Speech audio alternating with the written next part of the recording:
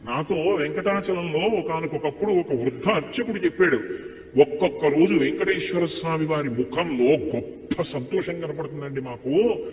అలా కనపడింది అంటే మేము మరునాడు వస్తున్న వాళ్ళని చూస్తాం, ఎవరో ఒక పరమభక్తుడు వస్తాడు గుడికి అని చెప్పారు. అలాంటి వాడు ఒకడు వస్తాడు, లక్ష్మి. వాడు హుండీలో డబ్బులు వేయడానికి ఇలా చేయి పెడతాడు. వాడేం పెద్ద పెద్ద కట్టలు వేయడు. వాడు ఒక పావలా కాసో 2 రూపాయలో వదులుతాడు. వాడు వేస్తున్న డబ్బు కోసమని నేను హుండీలో ఇలా చెయ్యి పెడతాను. అది మిగిలిన డబ్బులో పడదు, నా చేతిలో పడుతుంది. అది తీసి ధనతుకు వడ్డీకి ఇచ్చి కుబేరుడి వడ్డీ దాంతో కడతాను. కొంత నేను డబ్బు ఉంచుకుంటాను. నీకు చమత్కారం చెప్పనా? ఇంతమందికి ఇచ్చేవాణ్ణి పరమభక్తుల డబ్బులతో జీవనం గడుపుతుంటాను. వింతలేల చెయ్యుచుండెదను కొండ మీద. ఆశ్చర్యకరమైన పనులు ఇలాంటివి చేస్తూ ఉంటాను. కలియుగంలో